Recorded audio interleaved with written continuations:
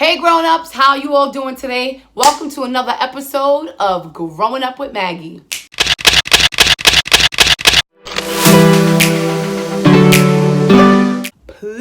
Please, if you have not, click the subscribe button if you want to hear from me. Also, ding that notification bell, ding that notification bell, ding that notification bell, ding that notification bell, ding that notification bell, ding that notification bell if you want to keep hearing from me. And I have new videos every Saturday so you could know when I'm coming into your home and phone. Who's this? Who's that? Let's see who this is. Who's that? Is that my Livy girl? That's my Livy girl. This is what we do. This is what we do. This is what we do. This is what we do. This is what we do. All right, monkey, say bye. Bye. Say it from here so they can see your face. There you go. Bye-bye. Say bye-bye. Bye-bye. See you later. Beautiful people, let me tell you something. Okay? I'm just keeping it real, heart to heart. I just want to have a heart to heart because, let me tell you, it's been a rough week, okay? You have no idea how rough it's been. I don't know about you, but one thing is for sure. I know that when you are experiencing spiritual warfare on a different level, when you are experiencing warfare that doesn't let you sleep, the warfare that you can't even eat at times because the warfare is so high, you are dealing with difficult people, okay? You are being attacked on all sides, including your health physically. You are, fighting with your husband, right?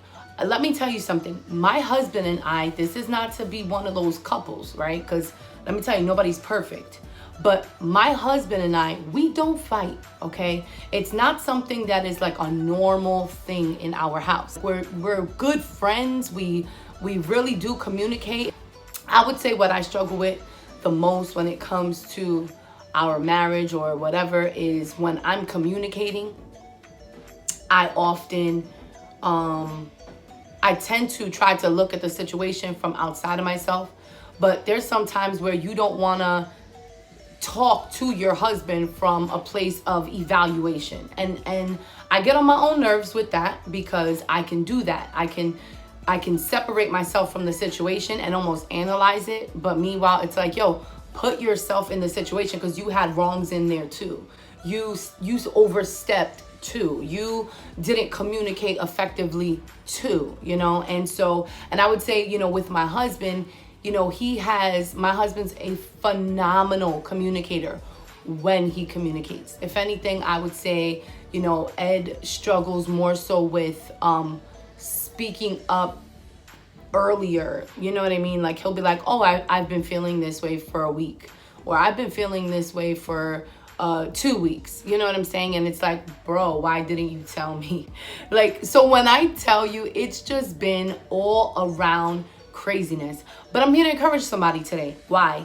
Because number one, when you find yourself pressed on all sides, when you find yourself, yo, this ain't working out, I keep feeling the heat on this side of my life.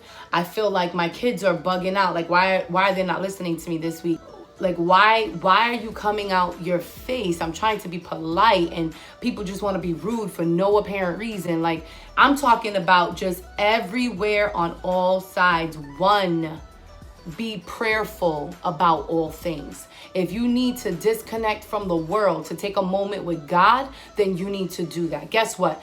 You're not solving world hunger. People can wait. The phone can keep ringing. It can go to voicemail and they will be alive tomorrow.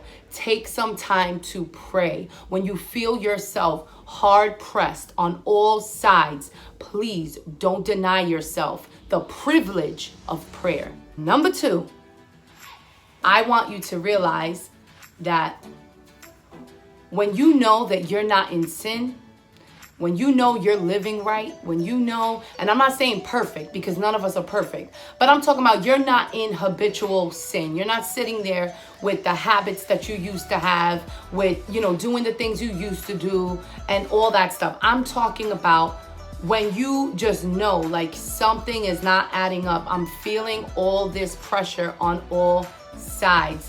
Number 2, the Bible says that there is wisdom in the counsel of many. And so in those moments, after you have prayed about it, because you ain't going to pick up the phone before you've gone to the throne, right? Got that one from Joyce. But you ain't going to pick up the phone before you visit the throne, right? And so nobody says that you can't pick up the phone afterward. You're not picking up the phone to vent. You're not picking up the phone to complain. You're not picking up the phone to sit there and bash your husband or people or your children or your situation or your finances or your circumstances. You're not picking up the phone for that reason. You are picking up the phone for counsel. Okay, you're picking up the phone for advice, for godly advice that is going to show you how to move forward in wisdom. Okay, tip number 3. Boom. Boom. Tip 3. Ready? Here we go. Wait. I think that's what you should do. Number 3 is wait. Listen, we live in a fast-paced world, fast-paced society, fast-paced everything, okay? And the one thing we don't want to do anymore is wait. Let me tell you something. My baby boy Elijah, okay? We were making popcorn. He said, "Mommy, how long I gotta put the popcorn in for?" I said, "Put it in for 2 minutes, baby." He put it in for 2 minutes, and it was like 1:37. It was like 1:37. I don't know, but it wasn't even like 20 seconds. And he's like, "Oh my gosh, this thing isn't hurrying up. I want to eat popcorn with my movie." And baby, it's been 20 seconds. It's been 20 seconds. Calm down. Okay? Calm down. Are you living a I can't wait 20-second life? You can't pray about something, seek counsel about something, and then all of a sudden not want to wait for the response from God. Let me tell you something. I've gotten more out of waiting on God than moving on my own impulses. Sometimes we try to be the make it or break it. You know what? It's on me. I got this. As a fellow co-hustler, I get the struggle. You want to fix things. You want to sit there and say, "What can I do to fix this? What can I do? How can I get my hands involved in this some way, somehow?" I'm telling you now that waiting is going to produce more fruit than your impulsive actions. Don't gratify the flesh. The reason that you want to go and move things and do things and just make moves that land on you is because you want to self-gratify. You want the satisfaction of feeling like I did that. You want the satisfaction of I got this. You want the satisfaction of, you know what? At the end of the day, it's on me. I've heard people say that. I've been people who say that, okay?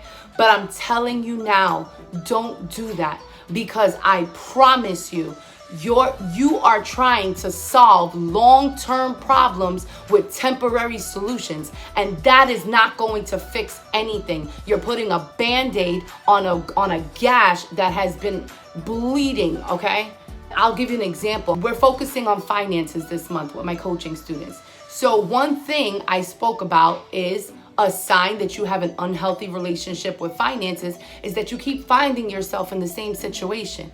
And so I want to take that out of finances for a second and ask you, if you keep finding yourself in the same situations, then why are you relying on yourself to take yourself out of the situation when your bad habits is what got you there? And so believe me, listen, I am just talking from the heart. I told you this was going to be a real one. Don't depend on yourself when yourself is the one who got you in that situation. So this was just advice from a Christian wife and mom, and I love you all. Peace. So because this video would be totally pointless if I didn't show you guys how much fun I have all by myself while I'm sitting there organizing my kids' closets, Here is a preview of next week's video.